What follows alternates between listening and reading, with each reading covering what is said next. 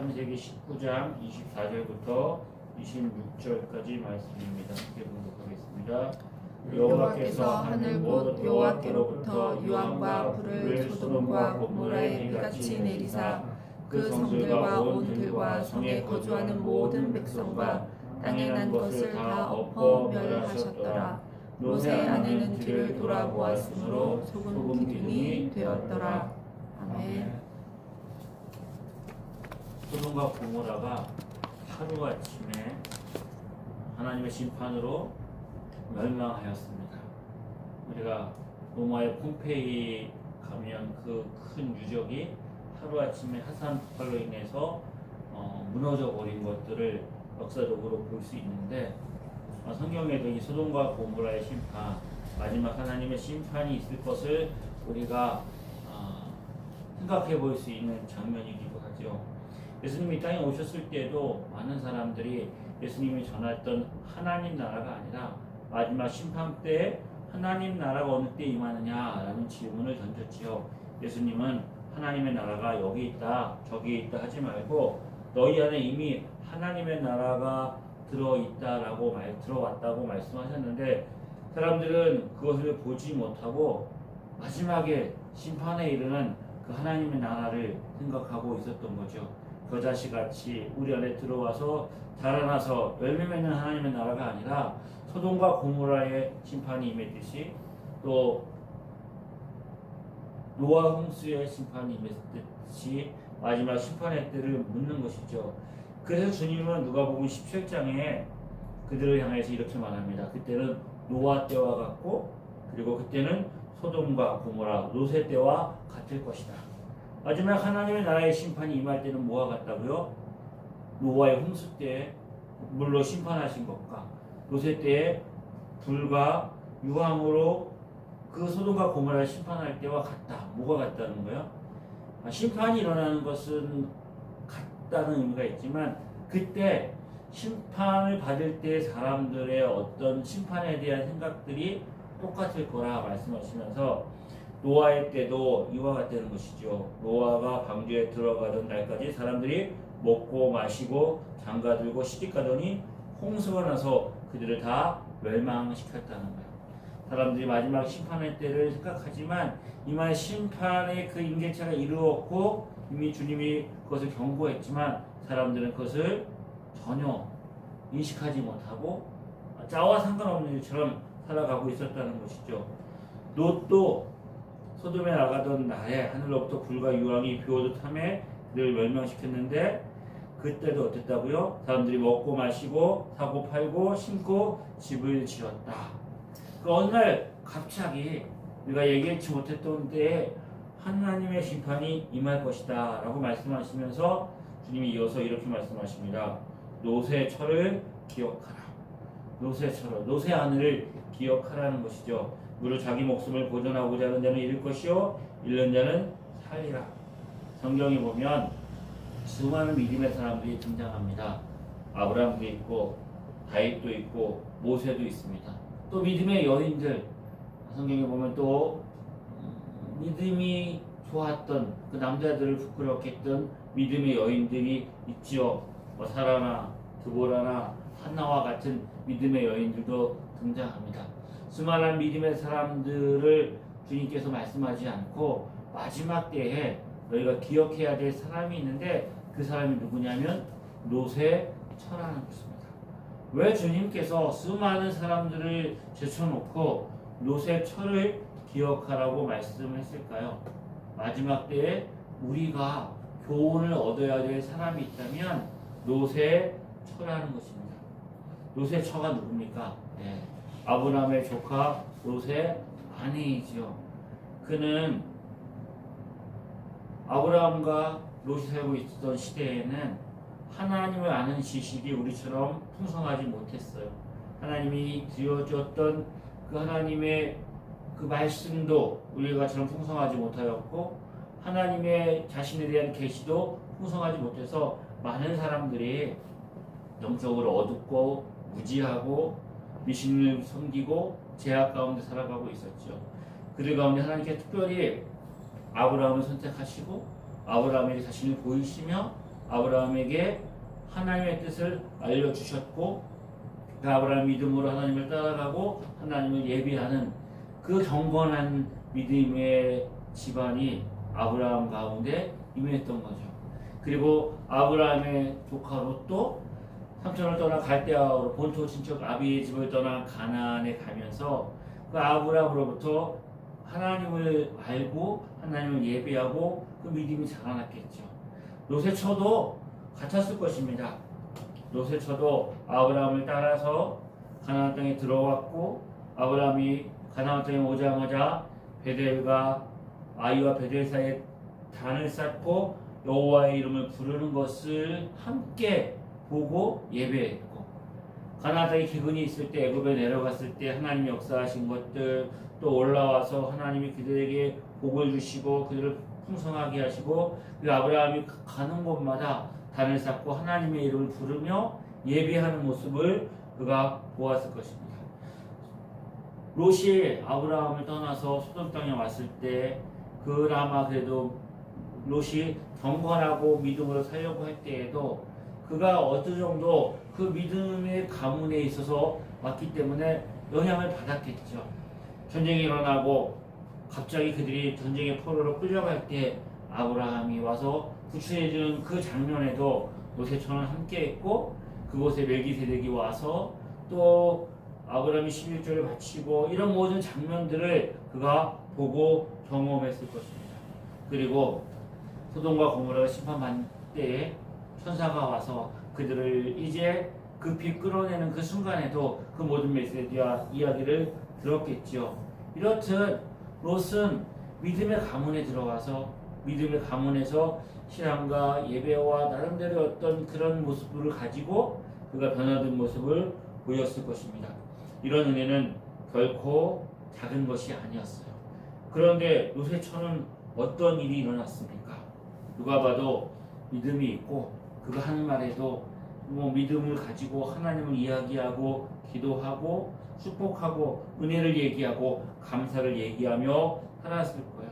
그런데 결정적인 장면은 어땠습니까?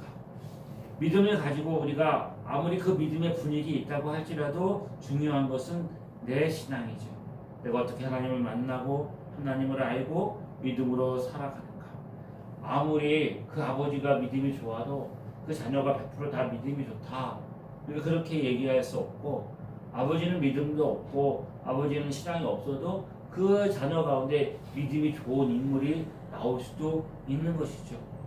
다윗이 아무리 믿음이 좋았지만 그의 아들 압살롬은 그의 형제를 죽이고 아버지를 반역하고 왕이 되려고 했지요. 엘리야 선지자의 보다 갑절의 능력이 있었던 엘리사 선지자의 종 게하시도 눈이 멀어서 그가 물질을 취하했다가 문둥병자가 되기도 하지요. 믿음이 좋았던 바울의 동역자 데마도 세상을 사랑해서 바울의 곁을 떠났고 심지어는 예수님의 12 제자 중에 한 명이었던 가룟 유다는 예수님을 팔아버리기도 했습니다.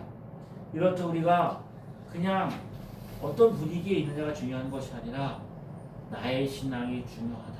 롯의 처가 믿음의 가문에 있었지만 마지막 때 그가 어떤 마음의 중심을 가지고 있었느냐가 중요한 것이죠. 롯의 처는 창세기 19장 장면에 보면 이제 소돔과 고모라가 불과 유황으로 심판받기 전에 롯이 지체하자 천사들이 롯의 손을 잡고 그의 가족을 끌어내죠. 롯과 그의 아내와 두 딸을. 그러면서 준 메시지가 무엇입니까? 무슨 일이 일어나도 뒤를 돌아보지 마라.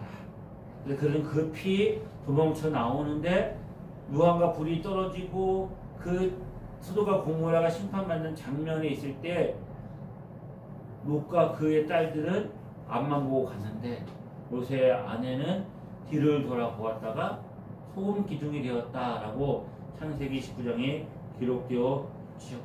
뒤를 돌아보았더니 그가 소금 기둥이 되었다.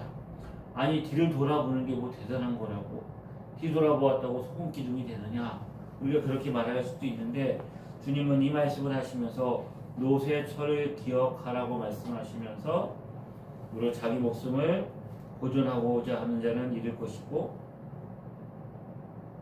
잃는 자는 살을 것이다. 자기 자신을 위해서 그 노새 처해 속에 남아 있었던 마음들, 소돔과 고모라가 그들의 죄악으로 인하여서 심판받는 그 장면, 천사가 손에 이끌려 급히 나옴에도 불구하고 무엇인가 그 노새처의 마음속에는 단순한 호기심, 무슨 일이 일어났을까 너무나 궁금해가지고 단순한 호기심 때문에 뒤를 돌아보았다라는 것이 아니라 뭘 의미할까요? 여전히 그는 그 땅에 남겨두고 온 것에 대한 미련이 있지 않았나. 그렇죠? 세상에 대한 미련, 세상에 대한 신앙, 사랑이 그에게 남아 있는 것이죠. 왜 뒤를 돌아볼까? 왜 뒤를 돌아볼까? 그 뒤를 돌아본다는 것은 그 뒤에서 거기에서부터 소돔과 고모라에서 나와서 가는 일이 무엇인지를 알지 못하는 거예요.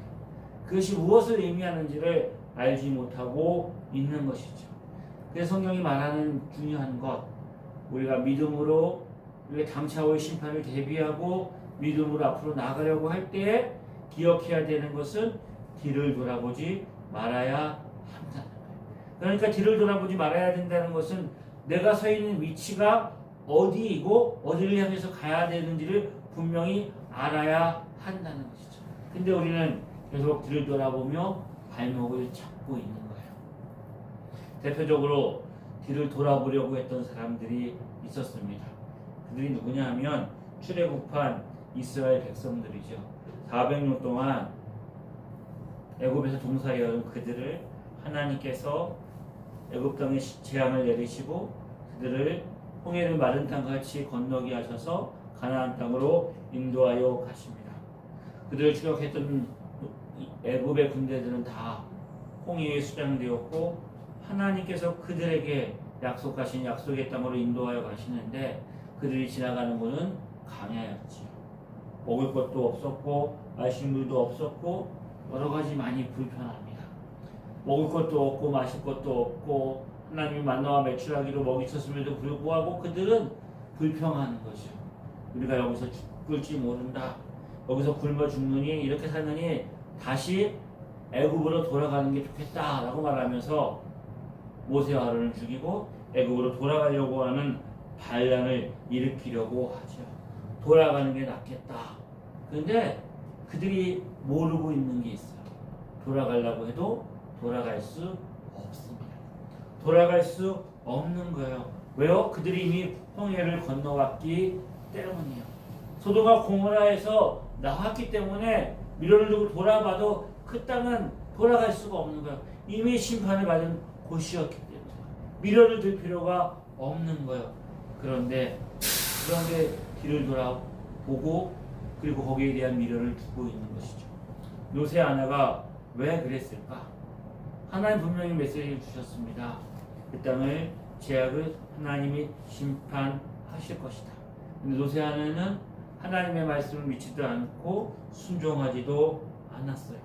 하나님의 말씀을 믿음으로 구원받고 하나님의 말씀을 믿음으로 하나님의 은혜를 받는데 그는 그 믿음으로 하나님의 말씀을 붙들지 못하였고 자기 중심적인 생각이 아니라 여전히 사로잡혀서 미련을 두고 세상을 바라보고 있는 것이죠.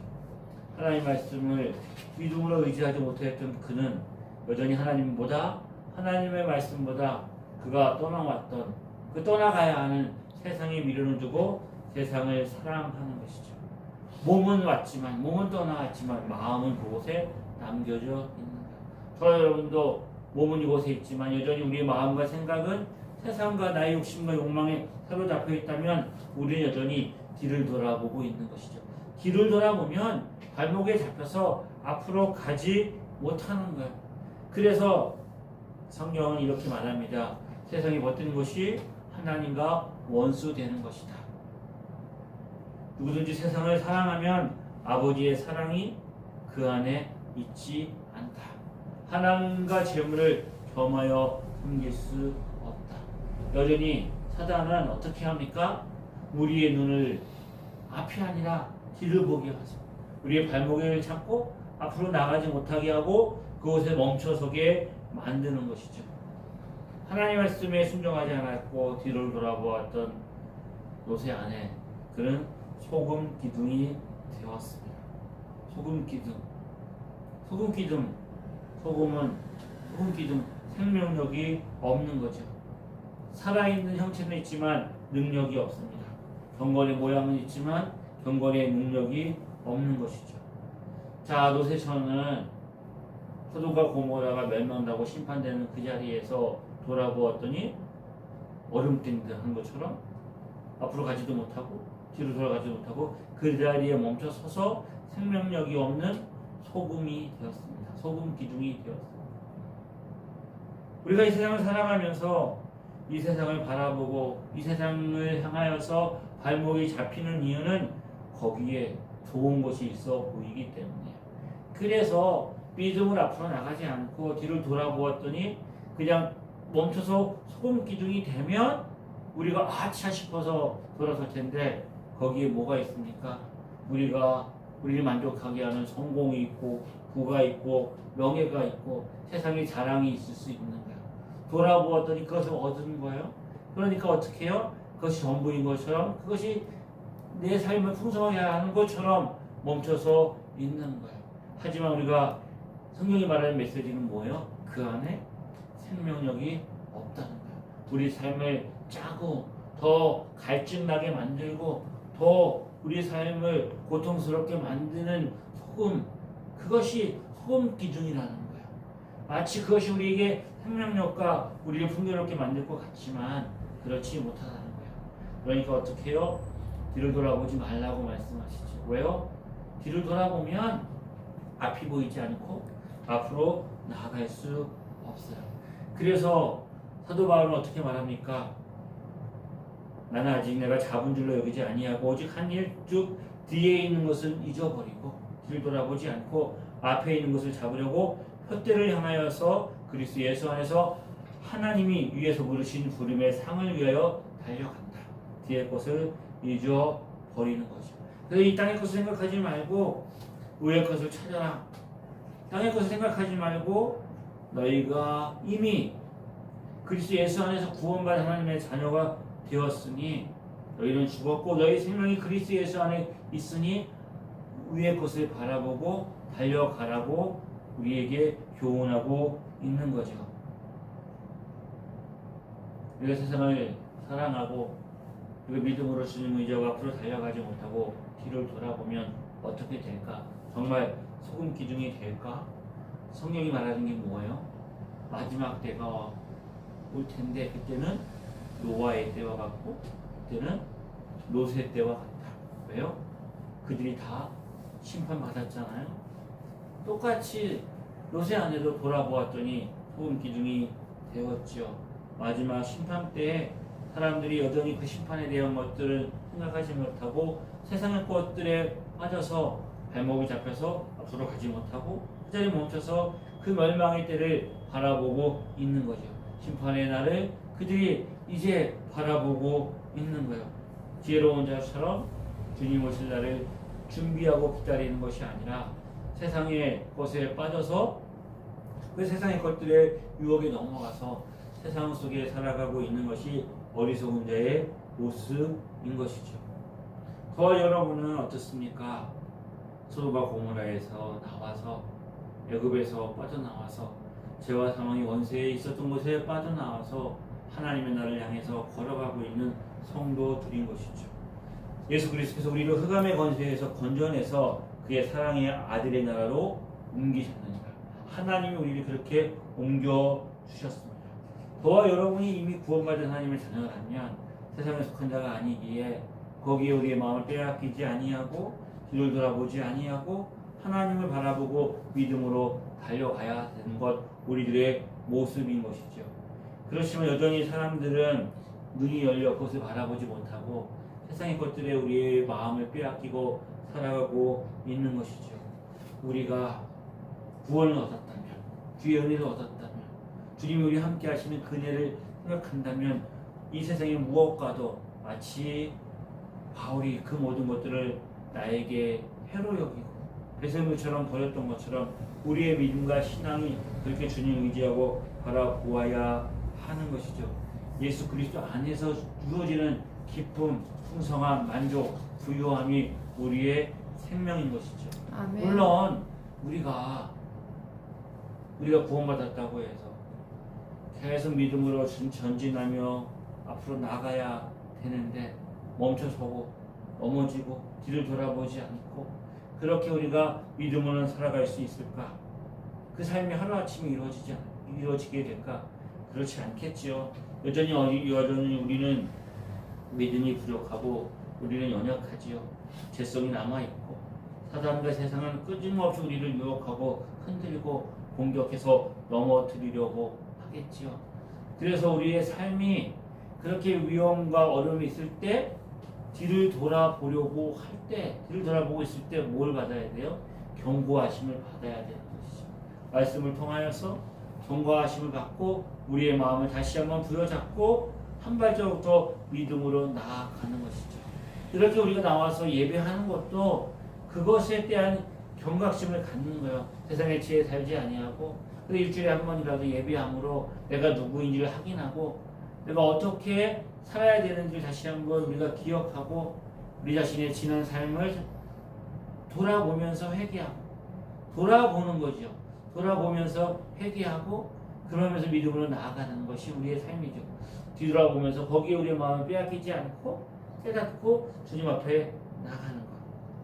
우리 믿음이 연약하여서 우리가 깊은 어려움에 영적인 침체에 빠질 때에도 우리가 탄식 가운데도 우리의 기도를 들으시는 우리 주님을 바라보고 깊은 수렁과 웅덩이에 빠진 나를 구원하시는 주님을 의지하고 믿음으로 나아갈 때에 주님께서 우리의 삶을 더 풍요롭고 풍성하게 하시는 거예요. 아멘. 그래서 주님은 우리로 하여금 깨닫게 시험과 고난을 통하여서 우리의 삶을 흔들어서 우리의 삶에 소망이 이 땅에 있지 않고 하나님께 있다는 것을 바라보고 거기에 우리의 믿음을 우리의 마음을 흔들리지 않냐고 거기에 우리의 중심과 마음을 빼앗기지 않고 하나님만을 의지하며 살아가는 것 그렇게 믿음으로 한 걸음 한 걸음 나아가는 삶이 저와 여러분의 삶인 것이죠. 아멘. 우리에게 소망이 있는 것은 우리가 이 믿음의 경주 안에 들어와 있는 것이 내 의지나 내 노력이나 내가 행한 어떤 삶의 결과나 내가 무엇을 행했기 때문이 아니라 이 모든 것들이 하나님의 은혜로 시작되었다는 것에 소망이 있는 것이죠. 성부 하나님이 계획하시고 예수 그리스도께서 십자가에 이르신 구원을 성령님께서 우리 가운데 오셔서 우리를 인도하심으로 삼위 하나님 우리를 이끌어 가신다는 것이 우리의 삶의 소망이고 영원히 마르지 않는 우리의 삶의 기쁨인 것이죠. 영원히 마르지 않도록 하나님의 은혜와 생명이 우리에게 솟아나서 날마다 우리의 삶을 이끌어 가시기에 그것들을 누리고 경험하는 것 우리의 삶에 하나님의 은혜가 있음을 기억하는 것 그 성경은 경고합니다. 뒤를 돌아보지 말고 앞으로 나아가라.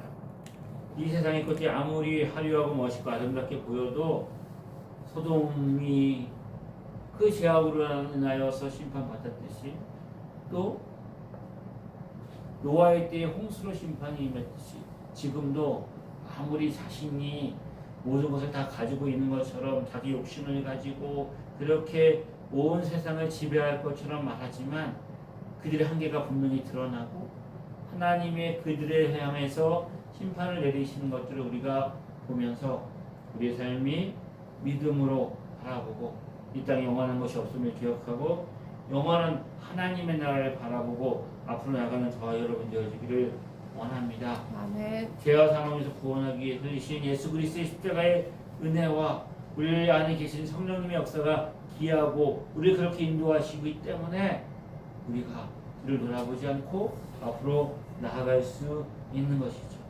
우리가 버린 것보다 우리가 미련을 둘 것보다 우리가 받을 소망과 그 상급과 그 귀한 하늘에 대한 어떤 은혜가 더 귀한 것이기 때문에 너무나 영광스러운 것이고 복된 것이기 때문에 우리가 끝까지 이 믿음의 경주를 달려 우리가 승리할 수 있는 은혜가 저와 여러분에게 주어지는 것이죠.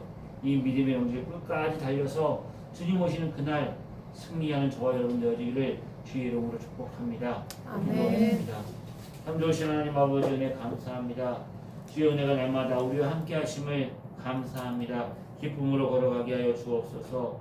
우리를 이 세상에 아무리 흔들고 넘어뜨리려고 유혹한다고 할지라도 하나님이 주시는 은혜가 너무나 크고 놀라운 것들을 기억하게 하시고 어떤 시험과 환난도 능히 이겨내며 이 믿음의 경주를 끝까지 달려가게 하여 주옵소서. 아멘. 결단하게 하시고 결심하게 하시고 믿음으로 행하게 하여 주옵소서. 예수님의 이름으로 기도드립니다. 아멘.